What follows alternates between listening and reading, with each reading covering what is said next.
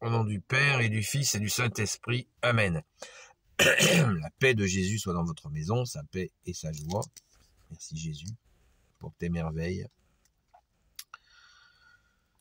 Donc, lecture du Saint-Évangile selon Saint Jean, chapitre 11. Les chefs des Juifs décident d'éliminer Jésus.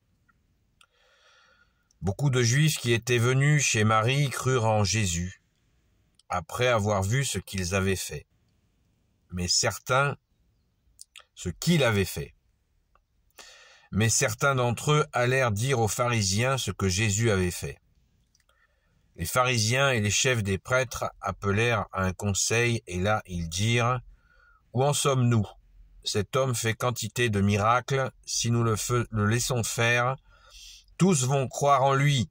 Les Romains vont alors intervenir et ils sont capables de tout détruire, nous-mêmes, le temple et la nation. » À ce moment, l'un d'eux intervint, c'était Caïphe, le grand prêtre pour cette année-là. Et il dit : « Vous ne savez pas vous y prendre. Faites le compte, il vaut mieux qu'un seul homme meure que tout le peuple plutôt que de voir la ruine de toute la nation. » Caïphe n'a pas dit cela de lui-même, il était grand prêtre de cette année-là, et il était prophète quand il disait que Jésus allait mourir pour la nation. En fait, ce n'était pas seulement pour la nation, mais aussi pour rassembler dans l'unité les enfants de Dieu dispersés. Ce jour-là, ils décidèrent de le tuer. Pour cette raison, Jésus ne pouvait plus circuler sans danger chez les Juifs. Il s'éloigna vers le désert et il demeura avec ses disciples dans une ville nommée Éphraïm. La Pâque des Juifs était proche et beaucoup montèrent de leur campagne à Jérusalem avant la Pâque pour se purifier. Ils cherchaient Jésus et quand il se retrouvait dans le temple, ils disaient : « Qu'en pensez-vous ? Êtes-vous sûr qu'il ne viendra pas à la fête ? » Pour leur part, les grands prêtres et les pharisiens avaient donné des instructions. Si quelqu'un savait où il était, il devait le dénoncer pour qu'on l'arrête. Merci Jésus pour ta parole. Alléluia. Eh bien, c'est pas joyeux, hein. C'est pas joyeux, mais c'est le plan. C'est le plan. Petite précision, enfin pas si petite précision que ça. Au verset 45, beaucoup de Juifs qui étaient venus chez Marie crurent en Jésus après avoir vu ce qu'il avait fait. Mais certains d'entre eux allèrent dire aux pharisiens ce que Jésus avait fait. Donc, vous avez compris. Chez Marie Madeleine. C'est à l'endroit où Lazare a été ressuscité. Donc, que effectivement, là, ça a fait boum. Je vous en avais un petit peu parlé. Enfin bon, c'est pas moi qui l'ai inventé. C'est la séquence absolument qui met le feu aux poudres. Jésus ressuscite un mort, il l'avait déjà fait. Nous avons vu déjà dans les évangiles, Jésus a déjà ressuscité des morts. Mais là, il y avait énormément de monde. Hein. Je vous rappelle, la famille de Sainte Marie-Madeleine, même famille avec sa sœur Marthe, Sainte Marthe, son frère Lazare, Saint Lazare ressuscité, eh bien c'était une famille les plus riches de Jérusalem. Donc il devait y avoir une foule importante et des gens connus, pour ne pas dire importants. Enfin bon, on se demande ce que ça veut dire important, mais bon, des gens, il devait y avoir le gratin qui était présent et ça n'a pas traîné. Voilà, ça n'a pas traîné. Certains ont été convertis. Voilà, on dit ça y est, Jésus c'est le Messie. On l'a vu. Waouh, quel bonheur. Et puis d'autres ont été cafetés, je sais pas comment dire, faire leur petit compte rendu de gens pas convaincus, mesquins, pour aller dire à l'équipe en question de Caïphe là que bah voilà, il a ressuscité un mort et voilà, vous savez, Des fois, pour se faire bien voir de certains groupes, certaines personnes sont capables de beaucoup de lâcheté. Et oui, c'est comme ça. Nous sommes tous pécheurs. Et là, effectivement, c'est ce qui se passe. C'est ce qui se passe. Donc cet évangile, il est un peu difficile. Il est un peu difficile à lire et à commenter parce que c'est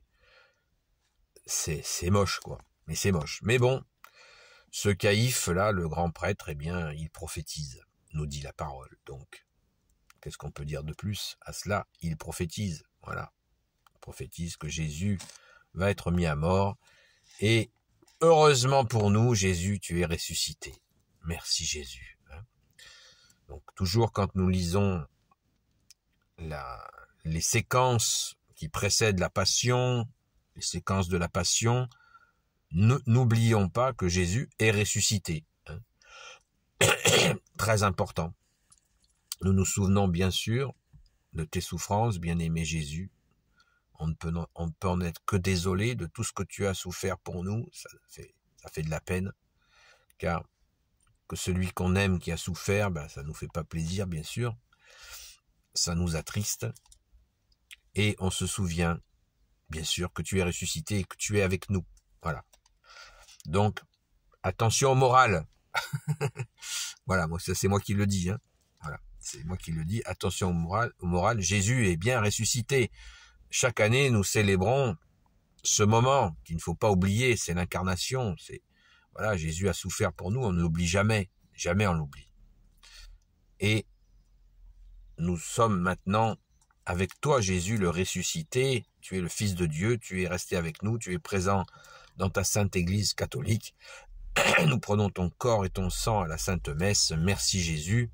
Donc, en vous disant ça, je vous mets un petit peu en garde à ne pas aller trop loin dans cette émotion, parce que c'est une réalité que nous fêtons un anniversaire, mais pas que joyeux. Voilà, l'anniversaire de ces douleurs, la date anniversaire de ces douleurs.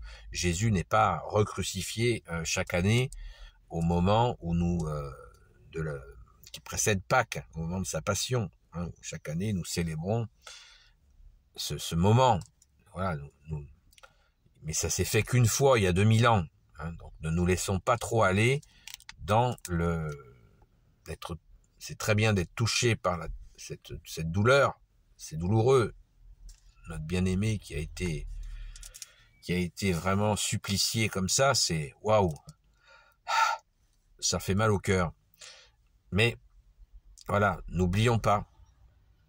Nous rappelons. Voilà, nous ne tombons pas dans la tristesse. Je pense que Jésus ne le souhaite surtout pas. Voilà. Nous pensons et nous rendons grâce. Merci Jésus de nous avoir, merci Jésus de nous avoir, de t'être offert pour nous, car tu nous as acquis le salut. Merci Jésus. Ne l'oublions pas. D'être reconnaissant. Et c'est pas reconnaissant une fois quand on y pense, c'est vraiment, il nous faut tous les jours être reconnaissant. C'est pas un ordre, c'est juste normal. Merci Jésus de t'être offert pour nous. Merci d'être ressuscité. Alléluia. Donc, n'oubliez pas, voilà, je vous donne toujours la source de quelle version de la Bible je vous lis, c'est la Bible des peuples. Édition Le Jubilé. Alors, que pouvons-nous dire de plus? C'est que voilà, Jésus va se faire un petit peu plus distant parce que l'ordre de dénonciation est posé. C'est ce que nous dit la parole.